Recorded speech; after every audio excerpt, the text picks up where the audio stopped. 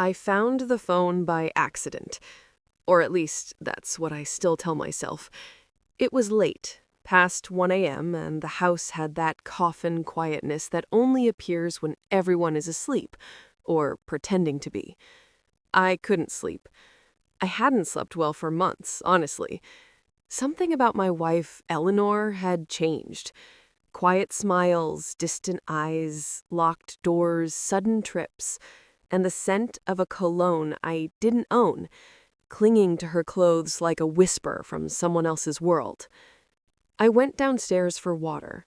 The kitchen was dark, except for the thin glow beneath the pantry door.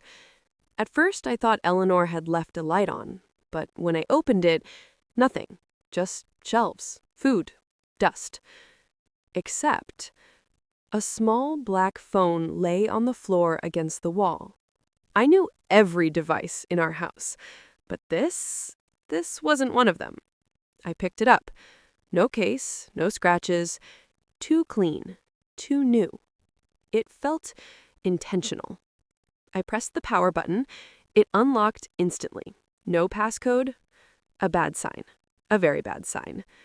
The wallpaper was a picture of a forest at dusk, thin trees fading into gloom. But what caught me wasn't the forest. It was the reflection between the trees. A face. Watching. Not Eleanor, not me. My heart tightened, but curiosity devoured caution. I opened messages. The first thread was pinned. Him. No name, just that single word. My stomach dropped. I tapped it. Are you alone? Yes, he's asleep. He doesn't suspect anything. The messages were from her. Eleanor, my wife. My pulse hammered. I scrolled. It's almost ready. Good. He can't know. The timing has to be perfect. I know, but he's starting to notice. Then we move sooner. You remember what we agreed on? Yes. I couldn't breathe. Move. Move where? Move what? I kept scrolling. Photos appeared. One was of me, taken from behind while I slept. My face was turned toward the camera, mouth slightly open. The timestamp? 3:07 a.m. She'd been in the room, taking pictures of me while I slept. The next photo was of our backyard, our shed. The door was cracked open. Something inside glowed faintly blue. I zoomed in. Shapes. Metal. Cables. My throat dried. We didn't have anything like that. The next photo, Eleanor, smiling, holding a vial of something murky and dark, thick, almost black. Her eyes were wide, too wide, and behind her, blurred, was a figure, tall, lurking. I backed up, dizzy. What was this? A new message came through at that exact moment, making me flinch so hard I almost dropped the phone. We're moving tonight. Is he still home? My blood turned to ice. I stared at the words, feeling like the walls were closing in around me. The typing bubbles appeared. Eleanor, he's up. I dropped the phone on instinct. It clattered against the tile. Fear surged up my spine like lightning. She knew. I looked toward the stairs, toward the dark hallway leading up to our bedroom. Had she heard the phone? Did she know I knew? I stepped backward, quiet, too afraid to make a sound. My mind raced. Should I leave? Call someone? Confront her? Nothing made sense. The floorboard above me creaked. I froze. Another step. Slow. Deliberate. Eleanor was awake. I moved toward the back door, gripping the phone like a weapon. My hand trembled against the lock. Every tiny click of the mechanism sounded like a gunshot in the silence. Another footstep, then another. She was coming downstairs. I slipped into the backyard, shutting the door with the softest sound I could manage. The cold night air slapped my face. I crouched low, heart hammering, forcing my breath shallow. Lights stayed off. but I knew she was looking. The shed loomed across the yard, half swallowed by darkness. The same shed from the photo. Something inside faintly pulsed. Blue. I should have run. Any sane person would have. But something pulled me toward it, as if answers were waiting inside. Or something worse. I crept across the grass, careful, silent. My fingers touched the metal handle. It felt warm. Unnaturally warm. I eased the door open. A soft hum vibrated the air, like machinery buried under the earth. The interior was lit by small blue lights, strips wired to the walls, feeding into a device set on a workbench. A heavy cylinder with tubes running into a small metal case. The case was open. Inside were vials, just like the one Eleanor held in the photo. Black, thick, almost alive. But that wasn't the worst part. A chair sat in the corner.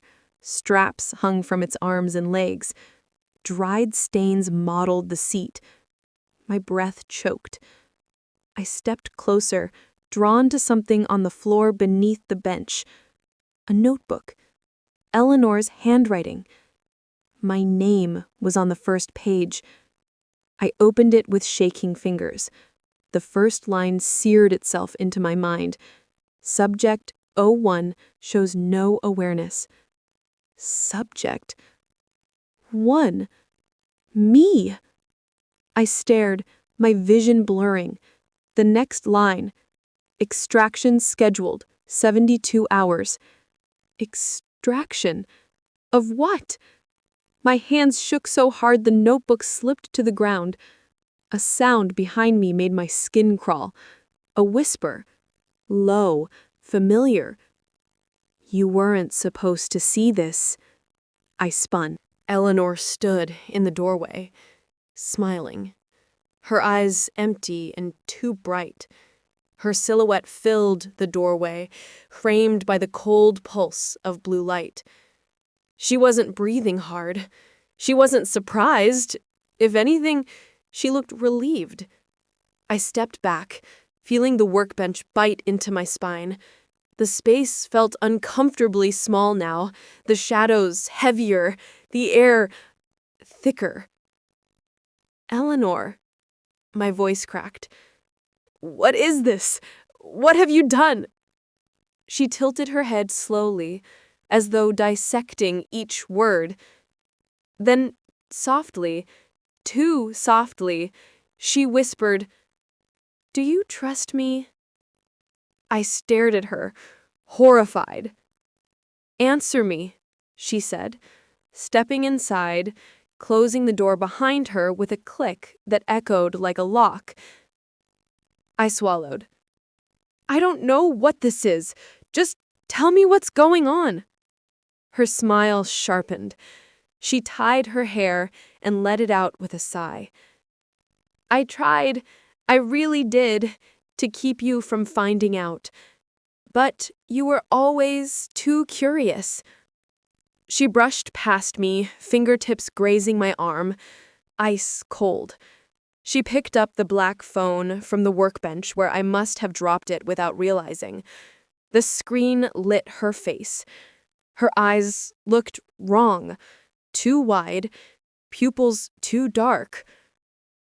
Curiosity, she murmured, isn't always a gift. She turned to me again, the smile fading into something flat. You weren't supposed to wake up tonight. The words hollowed out my chest.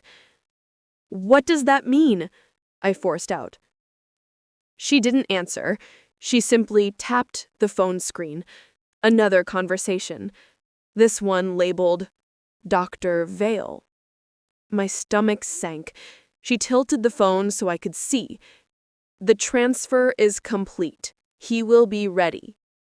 My name was mentioned below that, like an item, a possession. What transfer? I breathed. Eleanor met my eyes, gaze unblinking. The part of you that mattered. I shook my head. confusion and fear spiraling. "What did you do to me?" She exhaled slowly, almost lovingly, and reached toward the metal case on the table. She lifted one of the vials, black, thick, swirling even without motion. "This used to be yours." I felt everything inside me tilt. "No," I whispered, shaking my head, stumbling backward toward the strapped chair. "No, what is that? What are you talking about?" She laughed quietly, the sound small and sickening. "Memory," she said, simply. "Emotion. The things that make you, you." "That's insane," I rasped. But even as I said it, fragments flickered through me, dreams I'd been having for the last few weeks. Flashes of bright rooms, white walls, voices murmuring, cold hands on my skin. Words I couldn't understand. A needle pressing into the back of my neck. Me trying to scream but unable. My knees buckled. I grasped at the bench to steady myself. Eleanor watched me, amusement curving her lips. "You remember something, don't you?" What did you do?" My voice was barely sound. She came closer, lifting the vial as if offering a drink. "I extracted pieces of you, pieces you didn't need. They're safe now." Safe. The word tasted rotten. "Why?" I choked. "Why would you do this to me?" Eleanor's face softened, genuinely, achingly soft, like the woman I married. She reached out, brushed her fingers against my cheek. I wanted to pull away, but my body wouldn't obey. Her touch felt familiar and foreign. "Because they would have taken you," she whispered, "and I couldn't let that happen." I stared at her, stunned. "Who?" She opened her mouth. The shed's lights flickered violently. The machinery throbbed. Outside, somewhere beyond the thin wooden walls, came a low, resonant hum. Like an engine. No, deeper. Something alive. The ground vibrated beneath my feet. Eleanor tensed. "They're early. We don't have time." She grabbed my wrist, pulling me toward the corner. "Listen carefully. You need to stay quiet. Don't—" The door exploded inward. I dropped to the ground as splinters cut across my arms. Eleanor staggered back. Smoke and cold air flooded in. And through the haze, figures emerged. Tall, wrapped in sleek black suits that gleamed blue under the lights. Masks covered their faces, featureless. But behind one pair of lenses, I saw movement, like something shifting inside the glass. One stepped forward. Its voice was layered, multiple tones speaking at once. "Subject 01. Uncontained." The others spread out. Eleanor stood between them and me. "No," she screamed. "He isn't ready." The first figure raised a hand. A sound burst through the air, low, sharp, silent yet deafening. Eleanor flew backward as if struck, crashing into the wall, the vial in her hand shattering, the black liquid spilling across the floor like ink searching. I scrambled toward her, but a hand clamped around my shoulder, cold, mechanical. I twisted, fighting, but my limbs felt weak, sluggish. The figure leaned close, mask inches from my face. "Return," it rasped. "No, let me go." A needle extended from its wrist. I saw it glinting. In a panic, I grabbed the nearest object, the metal notebook. I swung blindly. The figure lurched back. The grip on me loosened and I stumbled free, crashing into the chair. Pain shot up my spine. I scrambled to my feet just as Eleanor rose, blood streaking her forehead, eyes blazing with terror. "Run," she gasped. "They want what you have left." "What do I have left?" I shouted. She grabbed my shirt, pulling me close. "The part I couldn't take. The part they need to finish it." The figures advanced, stepping over debris and spilled ink. The black liquid crawled on the floor, creeping toward their feet like it recognized them. Eleanor shoved me toward the back of the shed, toward a small door half hidden behind boxes. Go. Now. But you... She kissed me, a desperate, trembling press of lips. Her breath tasted like metal. "I'll find you," she whispered. "No matter what they do, I'll find you." Then she pushed me harder, forcing me toward the door as the masked figures surged forward. The shed roared with sound as something detonated. Blue light erupted. I threw myself through the narrow door, and the world behind me dissolved into a howl of voices and fire and something that wasn't human. I hit the ground hard, skidding across damp soil. Sparks rained above me, flickering like dying stars. I scrambled to my feet, ears ringing, lungs burning. The shed behind me convulsed with shuddering light, blue, violent, unnatural. Something inside screamed. It didn't sound like Eleanor. It didn't sound human at all. I staggered toward the fence, half blind, feeling the cold grass slapping my legs. The night had turned hostile. Every shadow looked like a hand reaching for me. A low rumble echoed through the yard. Not from the shed, from the sky. I looked up. Clouds churned like storms were fighting inside them. A circular formation spun directly above my house, eerily precise. A faint shaft of blue, same as the lights in the shed, pulsed downward, as if searching. My skin crawled. I backed toward the alley gate, fumbling with the metal. My hands shook so badly I could barely grip the metal. Behind me, wood splintered. I didn't dare look back. I just shoved the gate open and stumbled into the alley, feet slapping the cold concrete. The street was dead silent. No barking dogs, no humming street lamps, just stillness. I ran. My breath tore from my chest as I sprinted past dark houses. My brain screamed for answers that didn't exist. What did they take from me? Why did Eleanor do this? Who were those things? I turned the corner and froze. A black van sat parked under a tree, engine running, headlights off, no plates. My heart stopped as the driver's door creaked open. A figure stepped out, not masked, a human silhouette. A man, tall, shoulders squared. His face was just a shadow until he stepped under the weak yellow glow of a distant porch light. I didn't recognize him, but he smiled like he knew me. "You're late," he said calmly. I stumbled backward. "Stay away from me." He lifted his hands. "No need to panic. We're the ones trying to help you." Liar. Everything in his voice felt rehearsed, like he'd practiced sounding harmless. I shook my head, stepping away. "I don't know who you are." "You don't remember," he interrupted softly. "That's expected. Memory. Extraction." My stomach dropped. The man took a careful step forward. "It's all right. I can explain everything, but we need to move. They're closing in." "They?" I whispered. He nodded toward the swirling formation above my house.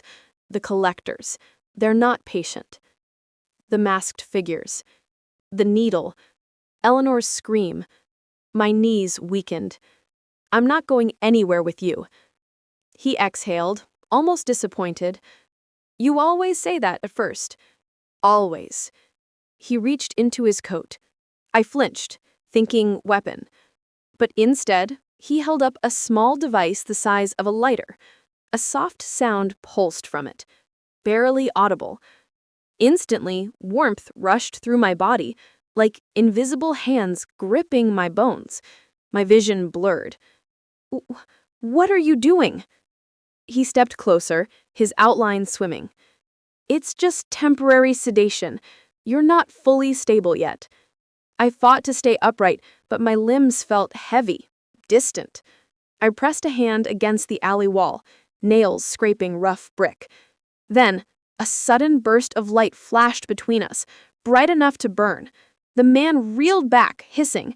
The warmth vanished from my body, my strength returned, violently, and I nearly collapsed from the shock. Footsteps pounded behind me. I turned. Eleanor! She was bleeding, hair wild, eyes blazing with frantic energy. Her clothes were torn, smeared with soot and streaks of ink-black liquid. She grabbed my arm with surprising strength. "We have to go." The man straightened, face tightening. "You're compromising the operation." Eleanor pulled me behind her like a shield, her voice raw. "You don't get him." "He's incomplete. He doesn't belong with you." "He belongs with me," Eleanor snapped. His smile vanished. "You're not his wife anymore." My blood froze. "What?" Eleanor's grip tightened. "Get away from us." The man sighed. "Always difficult." He raised the device again, but Eleanor lunged, slamming him into the van with a guttural cry. They crashed together, bodies twisting. She struck with fury, but he moved with chilling precision, blocking, redirecting, pushing her back. "Run!" she screamed at me. "Go!" But I couldn't leave her. Not again. I grabbed a loose brick from the alley ground and charged. The man turned just as I swung, connecting with his temple. He staggered, curses spilling from him. Eleanor seized the opening, kicking his knee. He dropped and she smashed his head against the pavement. He went still. My chest heaved. The world tilted. She grabbed my face, eyes wide, frantic. "We don't have long. Do you trust me?" The same question she asked in the shed, but now there was terror behind it. I nodded, because there was nothing else left to do. She pulled me down the alley, her grip iron tight. "What's happening?" I gasped. "I'll explain when we're safe. Just move." We ran, feet pounding pavement. Every instinct screamed to look back, but I couldn't. We turned into a side street, darker than the last. Only one light burned at the far end, an old, flickering street lamp painting everything in sickly yellow. Under it stood a woman, still, silent, waiting.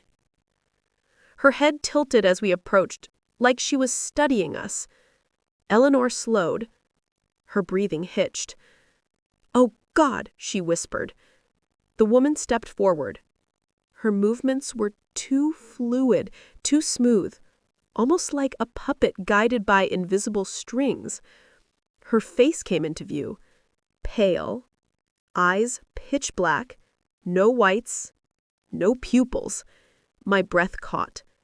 Her lips parted. A voice poured out, layered like the collector's. "You cannot escape him." Her gaze locked onto me. "You were promised." Promised. Eleanor shoved me backward. "Run!" But the woman was already moving, not running, gliding, folding distance with terrifying ease. I grabbed Eleanor's hand and sprinted the opposite direction. The alley twisted into darkness, the pavement uneven beneath our feet. The air grew colder with each step. Behind us, the woman's voice did not fade. It echoed. Inside the space. Inside my skull. "You were promised." Promised. We burst into a street lined with silent houses. No lights. No cars. No people. Everything was wrong. Eleanor pulled me toward a narrow driveway. "We need to get inside." A shape dropped from a rooftop, slamming onto the hood of a parked car. Metal buckled beneath it. The streetlights flickered. The thing lifted its head. Not a collector. Not human. Its limbs were too long, its posture too still. Skin stretched in pale bands over a frame that seemed unfinished.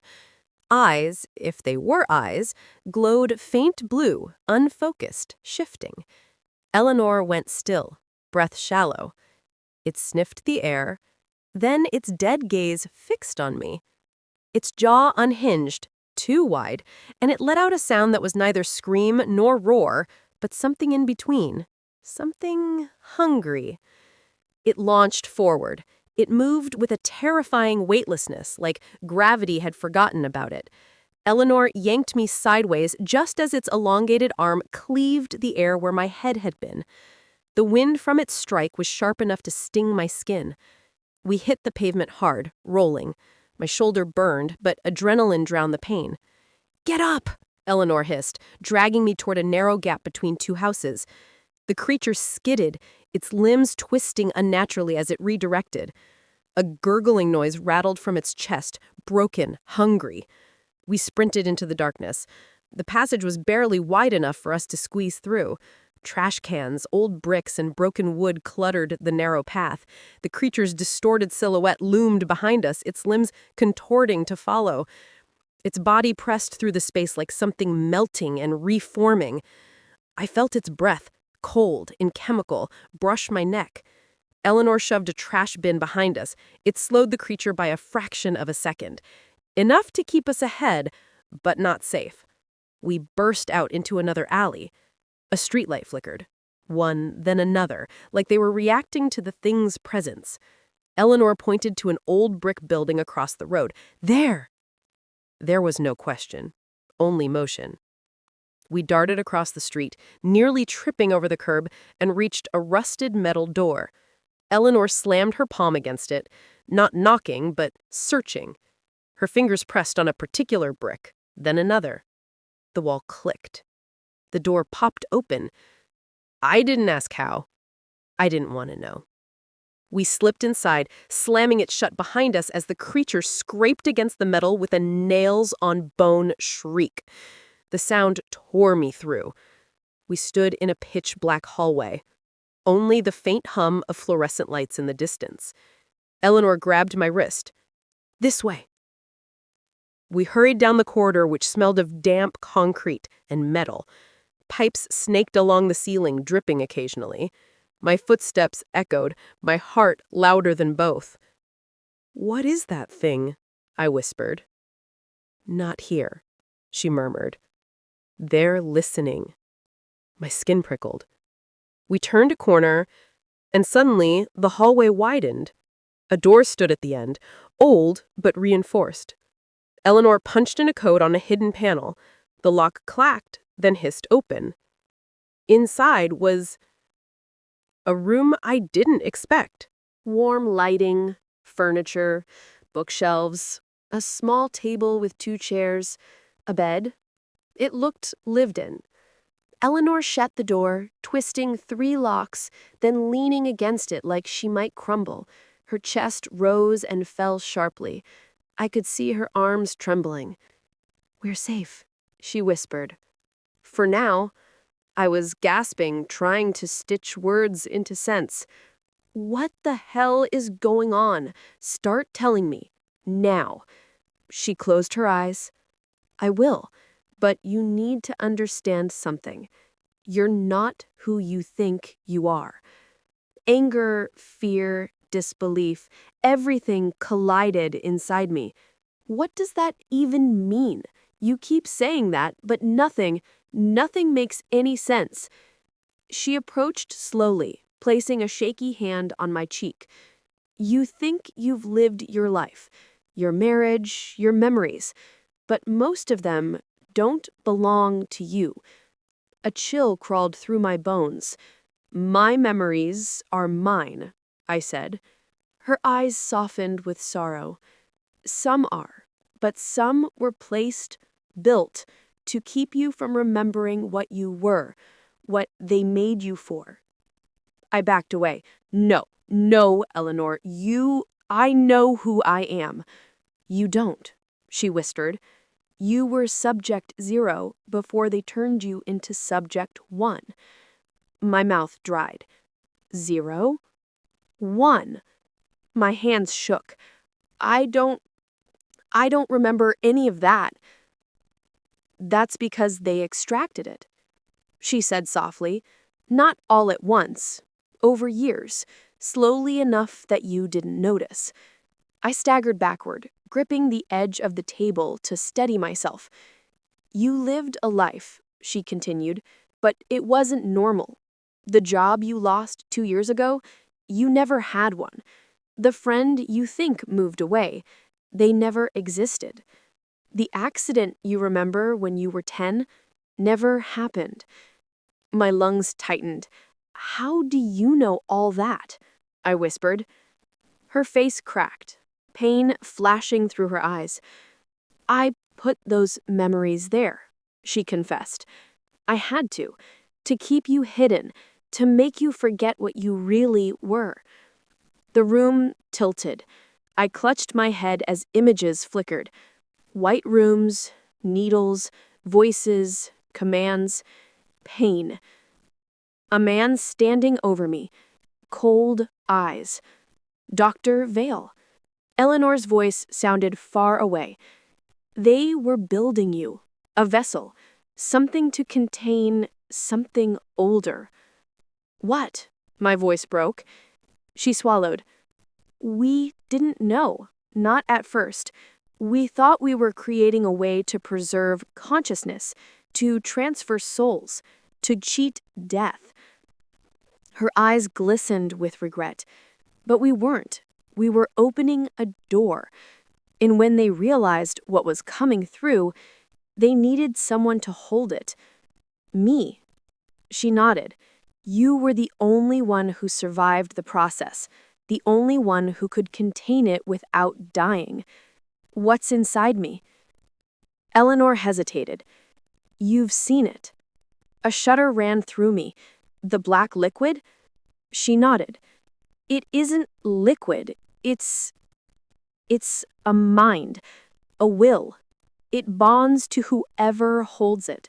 But you, she stepped closer, gripping my shoulders. You didn't break. You changed it, redirected it, made it something new. I felt sick. What does that mean? It means, she whispered, you're not just the container. You're the only one who can control it. Before I could respond, a loud metallic pound rattled the door. Once, twice. We both jumped. A slow scrape followed. Something dragging against the surface. Eleanor's face went dead pale. They found us. The pounding grew stronger. The reinforced frame shuddered. Another blow. Another. Dust rained from the ceiling. Get behind me, Eleanor said, voice trembling, but resolute. I didn't move. What are you going to do? She met my eyes. Something I swore I'd never do again. The door cracked inward, metal bending like tinfoil, and the thing outside exhaled a low, rattling growl that made my bones vibrate. The metal warped like it was being peeled open by invisible hands. A long, skeletal arm pushed through the gap, fingers scraping against the floor. The sound was nails on wet stone, razors dragging through marrow. Eleanor grabbed my wrist and pulled me back, shoving me behind the table. Stay here, she whispered, voice sharp, terrified, but determined. I felt useless, frozen. What are you going to... She didn't answer. She sprinted toward the bookshelf, grabbed something small from behind the top row, a syringe filled with the same black substance I had seen in the shed. It pulsed inside the glass like it was alive. My blood went cold. Eleanor, no! She drove the needle into her own neck. Her body seized. Fingers clawed at the air as she staggered, choking. Her veins darkened under her skin, spreading like vines. Her spine arched back, a muffled scream tearing from her throat. Deep, black ripples crawled beneath her skin, reshaping muscle, bone. The arm in the doorway wrenched the metal wider. The creature's head slid through, long, eyeless, its face a stretched sheet of pale flesh with ridges where features should be. It sniffed the air, twitching, Tracking. Eleanor breathed out, and the room seemed to bow toward her. When she straightened, her eyes, once green, were completely black, glossy, endless. But unlike the others I'd seen, hers still held awareness, recognition, human pain. "Don't look away," she said, voice layered, deeper. "You need to see what you are." The creature lunged. Eleanor moved faster than anything I'd ever witnessed, a blur of muscle and shadow. She caught the creature mid-air, slamming it to the floor so hard the concrete cracked. It shrieked, high and metallic, but Eleanor pressed her forearm across its neck, pinning it. Black tendrils slid from her skin, wrapping around the creature's limbs, tightening until bones snapped. It writhed, but she held firm, a grimace slicing across her distorted face. Her voice echoed, vibrating the air. "This one cannot take you." The creature lashed at her with its free claws, slicing deep into her shoulder. Dark blood spilled, thick, tar-like, hissing when it touched the floor. Eleanor snarled, teeth sharpening, as she drove her hand into its chest and ripped something out. A pulsing, luminous thread that writhed like a living nerve. The creature convulsed, limbs jerking wildly, then fell still. The thread twisted in her grip, trying to escape. She crushed it. The air itself seemed to fold inward and vanish. Silence swallowed the room. Eleanor dropped to her knees. Her breathing was ragged, trembling. I crawled from behind the table, heart crashing in my chest. "Eleanor!" "She stayed back," she croaked, voice still layered but fading. Her skin flickered, shifting between human and something darker. Like two versions of her were fighting for control. I ignored her warning and knelt beside her. Her hand shot up, gripping my wrist, hard. Her fingers burned cold. "You have to listen," she gasped. "They're coming, more than before. They've been tracking you since the extraction started. I can't fight them all." The black in her veins crept upward, darkening her face. She grit her teeth, fighting her own body. "You weren't supposed to wake up yet, not until I finished rebuilding you." I shook my head, desperate. What do they want from me? "Not you." Her eyes drilled into me. "The black substance?"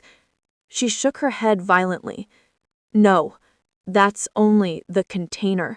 What's inside it is alive, ancient. They've been trying to harvest it since before we were born." It obeys you. That's why they need you alive. Then why take my memories? So you wouldn't fight the bond, she breathed. If you realized what you held, you might lose control. And if it breaks free, it won't stop at them. She coughed, dark liquid staining her lips. I grabbed her shoulders to steady her. "I can help you," I whispered. She almost smiled. "You already did." The lights overhead flickered. One by one, they went out. A sharp chill cut through the room. Eleanor's head snapped toward the door. "They're here." The reinforced metal bulged inward, as if pressed by an invisible weight. A deep, resonant hum filled the walls. Not mechanical, not alive, something in between. Eleanor pushed herself upright, swaying. She looked weaker now, the black substance burning through her human frame. "We have to leave," she panted. "There's another exit, a safe house. Someone there can help you regain control, but you can't let them take you, no matter what." She staggered toward the wall and pulled down a rusted metal grate, revealing a narrow tunnel descending into darkness. She motioned. "Go." I didn't move. "Come with me." She shook her head. "I'll hold them long enough, but once you're inside, run. Do not look back." The door buckled. A thin crack split down the center, revealing shifting shadows beyond it, shapes without form. Watching. Eleanor pressed a small object into my hand, a metal coin etched with symbols I didn't recognize. It thrummed softly, warm. "Keep this," she said. "It will remind you who you are when they try to make you forget again." My throat tightened. "I won't leave you." Her trembling hand cupped my face. Her eyes, black and broken, still held love. "You already did," she whispered. "But now, you have to survive. That's how you save me." The door tore open, and the corridor beyond flooded with darkness that moved like breath. Eleanor shoved me into the tunnel. "Run!" she screamed, as the darkness surged toward her, swallowing the light. The next morning, I woke before the sun. For a moment, I lay there confused, feeling the warmth of the blanket, the rhythmic breath beside me, and then every memory rushed back like a wave of ice. The hidden phone, the texts, the location pinned like a taunt, the invitation I never accepted, yet it felt like it was waiting for me. I turned my head slowly. Elena lay beside me, sleeping peacefully. Her dark hair spilled over the pillow, her fingers curled lightly near her lips, as if holding on to a dream. How could she look so innocent? A tremor crawled down my spine. I slipped away quietly, showered, dressed, and left the house long before she stirred. My office felt foreign. Colleagues greeted me, but their voices sounded distant, hollow. The world was still moving, but mine had snagged on something jagged. Every hour I checked the hidden phone again. No new messages. Still, the last one remained burned into my mind. "Tonight, same place. We need to finish this." Finish what? I typed reply after reply, deleting each one. Nothing felt right. Nothing felt safe. Eventually, I typed 2 simple words. "I'll come."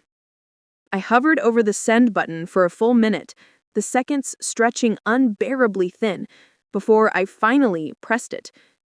The message marked read instantly. My pulse kicked. No response. Not for minutes, not for hours. I left work early. I couldn't function. My thoughts were a silent scream looping through my skull. At home, Elena moved through the kitchen, humming faintly. I watched her from the doorway, her ease, her calmness. Everything felt unreal. She turned, passing me a soft smile. "You're home early?" "Yeah," I managed. She talked casually about dinner, her day, someone from work who annoyed her. I nodded, half listening. Every breath she took sounded like a lie. I kept waiting, watching for her to slip away, touch her second phone, send a message, anything. Nothing. She never even reached for her purse. Night dragged forward, each minute strangled by dread. I excused myself early, saying I was exhausted. In the bedroom, I closed the door, pulled the hidden phone from my bag, and stared. Still nothing. But then, almost midnight, a notification flashed. A single message. "Don't be late." My heart lurched. I pocketed the phone, slipped on my shoes, and crept downstairs. Just as I reached the front door, a voice behind me. "Going somewhere?" I froze. Elena stood in the hallway, wearing her robe, sleepy eyes shining strangely in the dark. I forced a steady tone. "Just needed some air." "At this hour?" "It's nothing. I won't be long." She stepped closer. Too close. "Can I come?" Her question pierced the air, sharp and invasive. I swallowed. "Just want to clear my head. Alone." Silence stretched. Her eyes searched mine. For a moment, I thought she sensed everything. But finally, she nodded. "Don't stay out too long," she murmured, turning away. I slipped out the door. The night felt colder than it should. Clouds hid the moon, and every street seemed darker, emptier. I drove to the pinned location, an industrial district on the outskirts of town. Rows of abandoned warehouses sprawled like skeletons. The air tasted metallic. I parked under a flickering street lamp. The light buzzed overhead, threatening to die at any second. I stepped out, every instinct screaming to leave. A figure stood near a warehouse entrance, hood up, face hidden. They raised a hand slowly, motioning for me to come closer. My legs moved before my brain agreed. The door groaned open, the figure disappeared inside. I hesitated, then followed. Inside, the darkness felt thick, suffocating. Old machines lay rusted, hulking shapes. Shards of glass glittered weakly on the concrete floor. I turned toward the figure. They were gone. A soft click echoed behind me. The door slammed shut. I spun around. Someone else stood there now. Tall, rigid, wearing black gloves. My lungs locked. "Who are you?" My voice cracked. No answer. I backed away, toward the shadows. The air held a thick scent, dust and something chemical. I reached into my pocket, gripping the second phone. Another noise. Footsteps behind me. I turned sharply. There were 3 of them now. I couldn't breathe. Their faces were hidden, but they surrounded me with silent precision. I think there's been a mistake," I stammered. No one moved. No one spoke.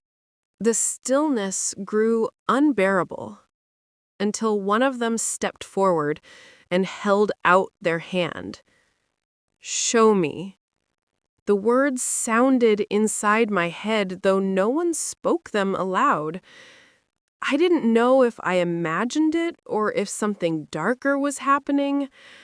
I hesitated, fear tearing through me. The figure extended their hand again. My fingers trembled as I placed the phone into their palm. They turned away, swiping the screen, and paused. Then, a low, rasping voice. "You shouldn't have come." The phone slipped from their hand and clattered onto the floor. My heart slammed against my ribs. "What do you want from me?" No answer. The tallest figure pointed toward a narrow hallway lined with broken windows. I shook my head. No, I'm not going anywhere." A sudden strike. A fist to my gut sent me to my knees. Breath vanished. Hands gripped my arms, dragging me across the floor. I kicked, clawed, gasping, but their strength felt inhuman. They pulled me deeper into the warehouse, down the hallway, into a room lit by a single swinging bulb. In the center lay a metal chair bolted to the floor. They forced me into it, straps tightening across my wrists, my chest, my legs. I thrashed. "Stop, please, stop!" The bulb swayed above, shadows dancing across their masked faces. One stepped forward, raising an object. A small device. Sleek, polished, unfamiliar. A voice finally broke the silence. "You read what was not meant for you." My blood turned to ice. What is this about? Who are you? Why involve my wife?" Silence.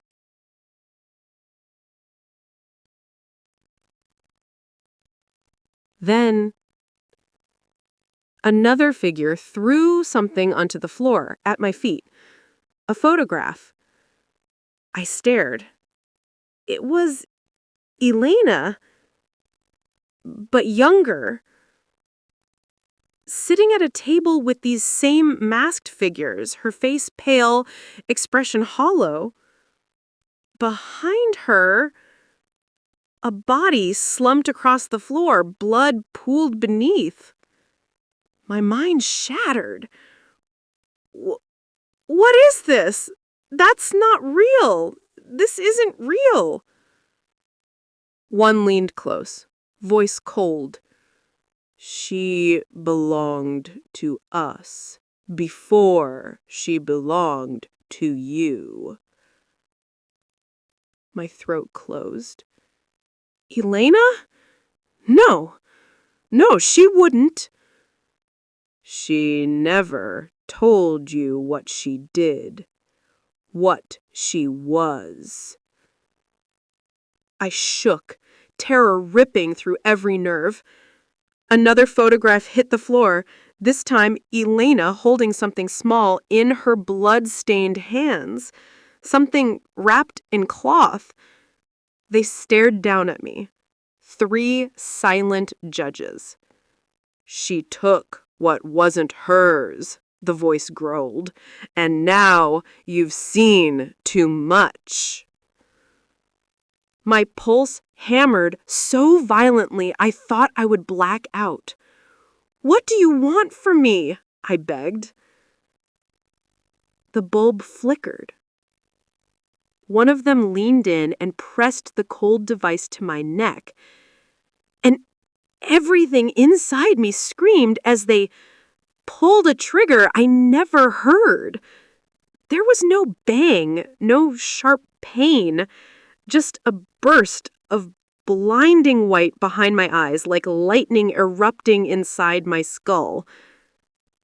For a few seconds or minutes, maybe hours, I couldn't tell, I drifted through a haze where reality broke apart. Voices warped around me, distant, underwater, too distorted to understand. The bulb above spun, then fractured into streaks of light.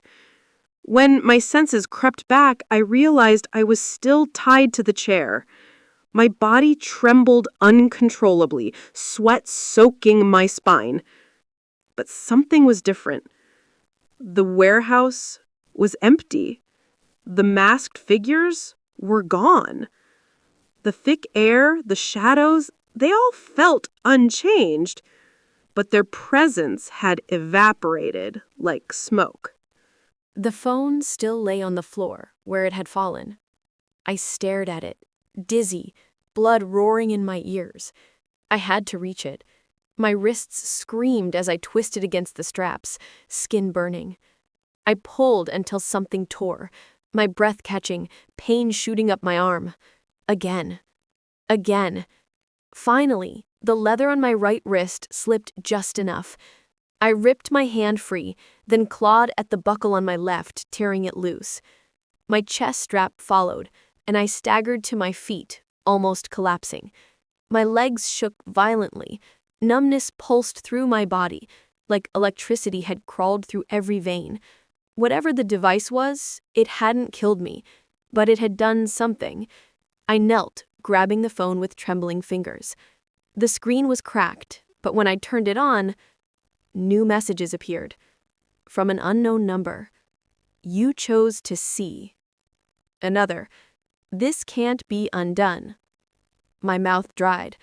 More messages followed, all within seconds. You have 48 hours. Bring her, or we come for you both. A cold wave crushed my lungs. Bring her? Elena. My head spun, spots flickering across my vision. Whatever this was, it wasn't about me. It was about her. Always had been. I stumbled toward the warehouse exit, but the door I came through was chained shut now, padlocked from the outside. I backed away, pulse hammering. A narrow staircase led upward toward what looked like an office space. I climbed, each step groaning beneath my weight. The office overlooked the warehouse floor through filthy glass. Dust coated everything. A desk sat in the corner, covered with faded papers. A metal filing cabinet stood nearby, its drawers rusted but unlocked. I pulled one open. Inside lay dozens of thin folders, each labeled with a name. Some names were crossed out with thick black ink. Others had no marks. I flipped through, my hands trembling harder with every folder I opened. Faces. Photos attached to the documents. Reports. Surveillance images. People smiling. Families. Then, later photos. Bodies. Missing person flyers. My breath hitched. These weren't strangers. These were victims. The pages were stamped with the same symbol I had seen on the device they pressed to my neck. A circle. 3 lines branching out like veins. I flipped deeper, reaching the back of the drawer, and my heart stopped. Her name. Elena. Her file was thicker than the rest. I pulled it out, hands shaking so hard the pages fluttered to the floor. The first image was the one they'd shown me, Elena seated beside masked figures. The next page listed dates, places. Then, status, active, missing asset. Missing asset. My stomach dropped. She wasn't just involved. She was theirs. But missing from them? I flipped to the last page. A note. If cited with unknown male, neutralize or retrieve both. Unknown male. Me. I staggered back, almost tripping. My wife. The woman I lived with, ate with, loved. She'd run from something, and they wanted her back. My hands shook violently as I shoved the folder under my arm and hurried back downstairs. I searched the walls, found another door, rusted but not locked. I forced it open and stepped into an alley, the night air biting my skin. I couldn't go home. Not yet. I needed answers, proof. Something to tell me this was real and not some nightmare bleeding into daylight. But I knew where I had to go, where all the lies began. Home. The drive blurred. Every passing street lamp felt like an accusation. When I pulled into the driveway, the house looked quiet, asleep, normal. But nothing inside it was normal anymore. I stepped inside. Darkness greeted me. Only the living room lamp glowed faintly, casting a warm circle of light. Elena? My voice cracked. No answer. I checked the kitchen. Empty. The bedroom? Empty. The bathroom? Nothing. The house felt hollow, like she had already been erased. My breathing quickened. I searched until I reached her closet. Her clothes hung neatly, dresses, jackets, scarves. But something was off. The floored trap door. I had never noticed it before. Probably always there, hidden beneath shoeboxes and storage. Now the boxes were pushed aside, the door exposed. A small, circular symbol, the same symbol from the warehouse, was carved into the wood. My skin turned ice. I knelt, slid my fingers beneath the handle, and lifted. A dark staircase descended into cold silence. For several seconds, I couldn't move. Every instinct screamed to run. But I forced myself down the steps. The air grew cooler, thicker. The walls were stone, rough and old, far older than the house itself. At the bottom, the space widened into a narrow hallway, illuminated by a single thread of dim yellow light. A faint sound echoed ahead. Water? Breathing? Whispering? I couldn't tell. I crept forward. The hallway opened into a large room, much larger than any basement should be. The walls were lined with shelves, filled with jars, boxes, strange objects wrapped in cloth. And in the center, a table. On it lay maps, papers, photographs, more faces, more victims, more marks of that same symbol. And a suitcase. I approached slowly. Inside lay cash, passports, many. One with Elena's face, different name. Another with my face. My hands went cold. She planned something. Escape. Or something darker. Footsteps sounded behind me. I spun. Elena stood at the bottom of the stairs, barefoot, her face pale beneath the dim light. Her voice was barely a whisper. You weren't supposed to find this. My throat tightened. What did you do? Her eyes glistened, not with fear, but with something like sorrow. I was trying to keep you safe. I shook my head, stepping back. From who? Those people? Were they telling the truth? You were with them? She lowered her gaze. I didn't choose them. I was raised by them. Trained. Trained. The word cut. For what? Her silence said enough. My chest tightened. You killed someone, I whispered. She flinched. I ended something that needed to end, she said softly. They never forgave me. I felt the ground slipping. So, they came for me because of you? Yes, her voice cracked. They think I ran because of you. They think you're leverage. But I stayed to protect you. Her eyes burned, desperate, pleading. I was going to tell you, but once you saw the messages, once you knew, they marked you too. I staggered toward the desk, clutching the edge to stay upright. What did they do to me at the warehouse? She hesitated. They activated you. Activated? My pulse faltered. What does that mean? It means they woke something up inside you, she whispered. My mouth dried. Woke what?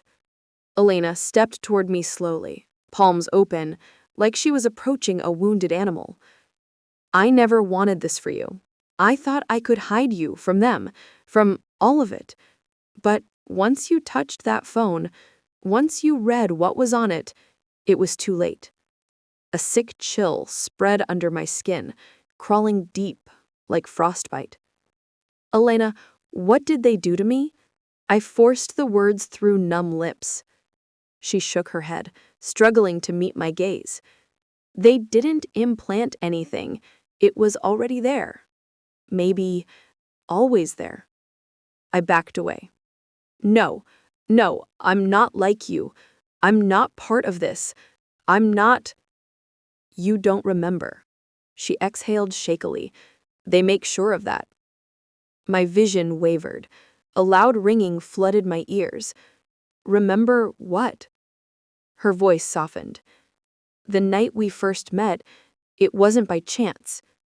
I blinked, mind buckling. What do you mean? We met at a cafe.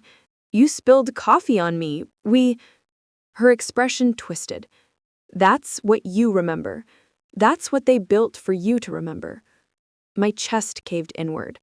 The floor felt like it was tilting beneath me. Elena, stop. Stop. She covered her face, shaking. I didn't know they were going to assign you to me. I didn't know you were one of theirs. Not until much later. By then, I loved you. Her words sliced through the dark. My pulse pounded, heavy, unsteady. I stumbled back until my shoulder hit the shelf behind me. Objects rattled. Jars clinked like bones. No, I'm not part of them. I never was. Her eyes glistened, full of grief. You were, long ago. Silence pressed in. I felt the room shrink around me, the walls closing like jaws. Explain. The demand barely escaped my throat. She walked to the table, lifted a folder, thick, stained at the edges. She held it out to me with shaking fingers. Open it. I didn't want to. My hand lifted anyway. Slow, unwilling. Inside were documents, files, photos. My breath stopped. Images of me. Not recent. Years ago. Younger, sharper, eyes colder. Different countries, different names. In every picture, I was standing near someone, and in the next photo, that person was gone, dead, or disappeared. Reports stamped with that same circular symbol marked complete. My legs nearly buckled. I don't remember this. My voice sounded hollow. That's the point, she said quietly. They erase memories when you're reassigned. My stomach turned. The room spun. No, this is fake. They doctored this. They're trying to twist this. There are scars behind your left ear. Small ones. 3 dots. You felt them. I froze. I had. For years I thought they were from childhood, maybe an accident I couldn't quite recall. My hand lifted, fingers brushing the spot. 3 faint ridges, perfectly spaced. I stared at her, pulse screaming. What are they? They're memory ports, she said, where they wipe and install new threads, new lives. I felt sick. Nausea crawled at my throat. She stepped closer. You were their best, but something happened. Something they never told me. You vanished from their network. They assumed you were dead. Her eyes softened. But you weren't. You had been wiped and started over. I shook my head violently. No, I have a real life, real memories. My childhood, my parents. You haven't spoken to them in years. I flinched. It was true. I tried several times. Phones disconnected. Addresses changed. I assumed they moved, changed numbers. You never questioned it because they built you a different story, she whispered. I collapsed onto a chair, lungs failing. If what you're saying is true, why did they come now? She shook her head. I ran, and they knew you were with me. If you remembered what you were, you could have brought me back. Her voice broke. I couldn't let them have you again. My pulse hammered against my ribs. They wanted her, but they also wanted me because of what I used to be. You said they activated something in me. What does that mean? It means your old programming might start resurfacing, slowly at first. She swallowed hard. Memories, skills, reflexes, dreams. You'll feel pulled toward them. I stared at my hands. They trembled, metallic tingling spreading through my palms. I suddenly remembered something. Subtle, buried deep. At the warehouse, when they dragged me, when I tried to fight, there was a moment I felt stronger. Too strong. I ignored it, too scared to understand it. Elena, I said, voice thin, what do they want us to do within 48 hours? She shook her head. They want me back, and they want you controlled or killed. Her silence confirmed it. I rose slowly, forcing my body to steady. We need to go to the police, I said. Her expression hardened. They own the police, the courts, everything. There's no safe authority. My heartbeat kicked harder. That network, how big is it? She met my eyes, empty of doubt. Global? I nearly laughed, a short, broken sound. You're telling me we're being hunted by a global organization and we're standing in a basement with jars and files? She suddenly grabbed my wrist. Her grip was stronger than I expected. We don't have time to argue. They know you came to that warehouse. They know you escaped. They'll track you. They'll track us. My skin crawled. How? She turned, opened a small metal box, and pulled out a handheld scanner. She aimed it at me. A faint beep. A light flickered red. There's a signal inside you, she said. A dormant tag that's now awake. That's how they tracked you before, how they found you years ago. It's active again. My breath faltered. Remove it. Her voice dropped. I don't have the tools. It's embedded near your spinal cord. If I try, you could die. Or worse. Worse than this? Her lips trembled. Yes. Silence crushed the room. What do we do? My voice cracked. Before she could answer, a rhythmic vibration filled the space. A low hum, mechanical, growing louder. I spun toward the stairs. Elena's eyes widened, terror blooming across her face. "They're here." Her whisper shook like glass. The lights flickered. Then the basement door above slammed open. Heavy footsteps echoed down the stairs. Elena grabbed my hand, pulling me toward the far wall just as shadows spilled down the staircase. Boots. Multiple. Heavy. Deliberate. My breath hitched as she dragged me behind a shelving unit stacked with dusty crates. The faint hum in the air grew sharper, pulsing like it had a heartbeat of its own. My heartbeat. "Stay quiet," she mouthed. The footsteps reached the bottom. 3, maybe 4 people. Their movements were slow, coordinated. Predators walking into a cage they already owned. I tried to steady my breathing, but every inhale felt like broken glass scraping my throat. A flashlight beam cut across the room, white, sterile, scanning shadows. Someone spoke, voice muffled behind a mask. "Signal's close, 20 meters. He's here." Another responded, colder. "Alive. For now." Elena squeezed my hand. Her palm was trembling. We crouched lower, staying hidden behind the crates. I could hear fabric shifting, one of them moving closer. They seemed to know the space like they'd been here before. A hand brushed a shelf near us, too close. A jaw rattled. Elena clamped her other hand over my mouth as if she felt my pulse spike. The figure paused, listened. Silence webbed through the room. Then the person stepped back. I exhaled, barely. Elena leaned toward my ear, whispering so softly I almost didn't hear. "We use the chute." I frowned, confused, until she pushed one crate aside, revealing a small, rectangular opening in the wall, barely enough space to crawl through. "Go," she said. I hesitated. Her eyes hardened. "Go."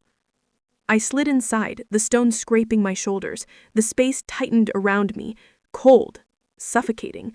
I heard Elena behind me, closing the crate again. Darkness swallowed us. She crawled close, whispering instructions. "Follow the tunnel. Don't stop, no matter what you hear." "What about you?" I whispered back. "I'm right behind you." I wanted to believe her. Needed to. We moved forward, hands and knees scraping against rough stone. The tunnel twisted sharply, forcing us to crawl single file. The air was stale. Old. Heavy with forgotten dust. Behind us, noise exploded. Crates thrown aside, shelves kicked open. Voices rising. "Tunnel! They're in the tunnel!" Elena shoved me forward. "Move!" I scrambled through the narrow passage, my breath ragged. The walls pressed closer, like they wanted to swallow us whole. A brief memory flickered. A dark corridor. A similar crawl. My body moving without being told. Something in me recognized this. The tunnel finally widened into a chamber. A rusty ladder climbed upward to a sliver of moonlight leaking through a metal grate. "Up!" Elena hissed. I climbed. Hands slipping on the cold rungs. My muscles shook. Fatigue or fear, I couldn't tell. I reached the grate and shoved. It didn't budge. Below, Elena reached the ladder. "Hurry!" I pushed again. Harder. The metal groaned, then snapped open. I crawled out into night air, rolling onto damp grass. Elena emerged right behind me, pulling the grate shut. She grabbed my wrist, dragging me behind a cluster of overgrown bushes. The opening lay hidden beneath brambles under an abandoned playground behind our street. The same playground where neighborhood children once laughed, unaware of the darkness buried beneath. Alina scanned the surroundings. "Come on," she whispered. We ran. I stared at her, horror curling like smoke. "Do I?" "I don't know," she said, "but they won't take the chance." She stood, pulling me to my feet. "We need to get somewhere safe." "Where?" She hesitated. "Just a second. Someone owes me a favor." We ran again, cutting through streets until we reached an old lot. A rusted sedan sat alone. Elena unlocked it with a key she pulled from her sleeve. As we got inside, I caught a reflection in the side mirror. Something in my eyes, a sharpness, a coldness, looked unfamiliar. Or too familiar. Elena started the engine. Before she hit the gas, she placed a hand on my knee. "Listen," she said softly. "No matter what you remember, no matter what you find out you were, you're not him anymore." Her voice trembled. "You're better." I didn't know if I believed her. The car rolled into the night, tires whispering across cracked pavement. City lights blurred past, flickering like dying stars. The scanner on the dashboard beeped. Not red this time, but a faint green. "We're clear for now," she murmured. "For now." I leaned against the seat, closing my eyes. And suddenly, flashes. Not memories, more like fragments of motion. A hand gripping a blade, a face terrified beneath mine, blood splattering concrete, a whisper in my ear, "Complete the work." I jolted upright, gasping. Elena's hand closed around mine. "It's starting faster than I thought," she whispered. "Why am I remembering this?" My voice fractured. "Because the trigger wasn't just the device, it was also the choice you made when you followed that message. You stepped into the past." The car turned onto a road leading out of town, toward forest, darkness. My head throbbed, visions flickering again. Running through snow, a burning house, people screaming, a shadowed figure beside me. A woman. Not Elena. Someone else. Elena noticed my breathing hitch. "What do you see?" I shook my head. "Another woman. I don't know who." Elena's knuckles whitened around the wheel. "I do." My heartbeat kicked. "Who is she?" "The reason they fear you. And the reason they need you back." Wind roared past us as the road bent into black woods. "Her name," Elena whispered, "is the one name they can't let you remember." She glanced at me. "And you almost just did." Another step creaked overhead. Then another. She was approaching the staircase. I forced myself to breathe normally, to look normal, to be normal. But nothing felt normal anymore. Her footsteps descended, slow and steady. The house suddenly felt too quiet, every sound amplified. A soft shadow stretched along the wall before she appeared. Brown curls pulled back, sweater sleeves pushed up, cheeks naturally flushed from the cold outside. Her eyes, normally warm, studied me for just a bit too long. "You're up early," she said, voice calm. Maybe too calm. I couldn't sleep," I muttered. "You?" "I had some errands to run before work." She set her keys on the counter. No twitch, no stutter.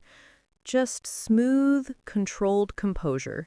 Exactly the kind you'd expect from someone who could promise a death without trembling. My stomach knotted. I searched her face, hoping, praying that I was misreading everything. She walked toward me, placing a gentle kiss on my cheek.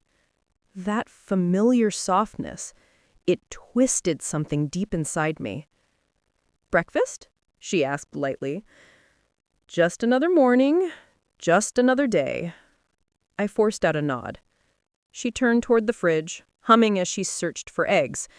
That hum, nothing unusual on the surface, felt chilling now, like a mask she wore effortlessly.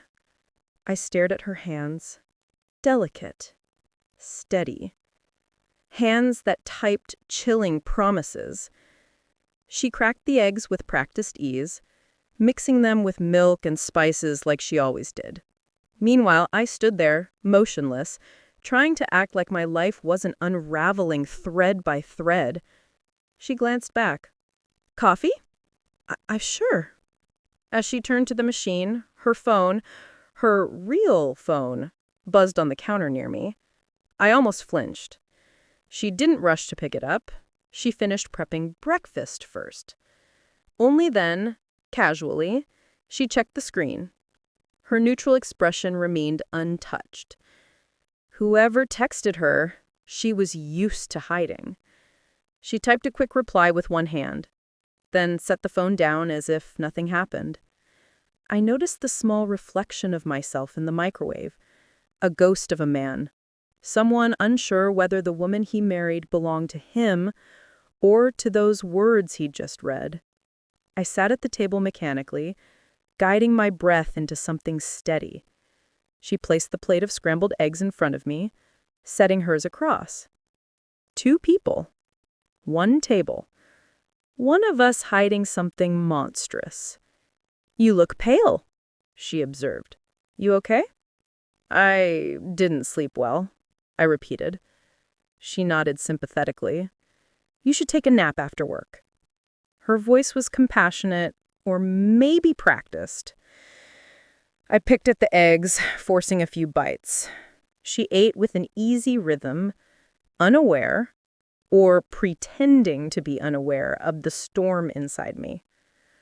I watched her movements, every blink, every gesture, every breath. Nothing was out of place. Someone capable of that violent message, shouldn't they have cracks? Tells? Something? But she looked serene. After breakfast, she stood, rinsing the dishes. I joined her, trying to look natural. She smiled over her shoulder. "Thank you." My chest felt hollow. Her sleeve slipped slightly as she washed, revealing a faint red mark on her wrist. Circular, like a pressure bruise. My stomach tightened. "What's that?" I asked. She glanced down. "Oh, caught myself on the doorframe. Clumsy me." She laughed lightly. It didn't reach her eyes. Before I could respond, her phone buzzed again. This time, she froze just half a second before turning to check it. There. A crack. She read the message, her thumb hovering uncertainly. Then she locked the screen and slipped the phone into her pocket. "Work message," she murmured. "Gotta go early." Too abrupt. She walked over, kissed my forehead, and gave me a long look. "I love you." I swallowed. "I love you too." She held my gaze a moment longer, as if memorizing it, then slipped on her coat, grabbed her bag, and left. The door clicked shut. Silence expanded like smoke. I stood there for a long moment, unable to move. Her scent still hung in the air. Part of me needed to believe I misunderstood everything, that the message was part of a story she was writing, a joke, something, anything else. But reality felt heavier than denial. I waited until her car engine faded down the street. Only then did I return to the cabinet, heart beating like a warning siren. My fingers trembled as I opened the hidden panel. I retrieved the phone. The screen lit. No lock. Not even a pin. She trusted no one would find it. I scrolled upward again, above the chilling line where I'd stopped reading last time. Ventures deeper into that thread. Messages that had started weeks ago. None from before that. As if this phone's existence began recently. Then my eyes caught a message that made my vision blur. "He knows." Sent from her. The night before. And below it, "Good. let him. My blood turned to ice. My hand slipped, nearly dropping the phone. Someone knew I knew. Someone wanted me to know. I felt the walls closing in. A faint ringing filled my ears. Then the screen flickered. A new message appeared in real time from the same unknown contact. Don't run. My heart seized. I stumbled backward, breath strangled. Then another message. We are not your enemy. I stared, frozen. Then one more. Meet me where she can't hear. I looked toward the door, as if expecting someone to be standing there. A final ping. 10 minutes. You choose the place. And below it, a blinking cursor, as if they were waiting. I swallowed hard, mind racing, legs trembling. Whoever they were watching me. They knew, and they weren't afraid. I typed shakily, then paused. Every choice from this moment on could destroy me. I finally typed, "Where do I find you?" The reply came instantly. You don't find us. Another ping. We find you. Before I could react, my doorbell rang. The sound of the doorbell vibrated through the walls, echoing like a death sentence. My fingers went numb. The phone slipped from my hand, clattering to the floor. No text, no threat, no warning. Just that single chime hovering in the air, waiting. I moved toward the door on shaking legs, every step feeling like it could be my last. I pressed my eye to the peephole. No one. Just stillness. Cautiously, I opened the door. Cold air washed over my face, sharp, metallic, smelling faintly of rain. And there, on the doorstep, sat a small, black envelope. No name, no seal, just an object that felt like it carried weight beyond measure. I hesitated, staring. Every instinct screamed not to touch it, but I knew I had no choice. I picked it up. The paper felt warm, too warm, as if someone had just held it. Inside was a single card, a printed message. Just 9 words. She's safe. Her choice is not against you. My heart hammered. Safe. Was that a reassurance? Or a threat? I turned the card over. A small symbol was printed on the back. A circle split down the middle by a jagged line. I froze. I'd seen it before, years ago, buried in my wife's college notebook, scribbled on a corner. I remembered teasing her, asking what it was. She'd claimed it was nothing, just doodling. But this wasn't nothing. This was a mark, a signature. I grabbed my coat and rushed outside. The neighborhood lay silent. No cars, no people, only a faint drizzle tapping on pavement. They were close. I could feel it. My phone buzzed. Not the second one. My phone. Unknown number. I answered. A voice, modulated, cold, indistinguishable, spoke only 2 words. Turn around. My spine stiffened. I pivoted slowly. A car I hadn't noticed parked at the curb. Matte black. Windows tinted. The back door clicked open from the inside. Everything told me to run.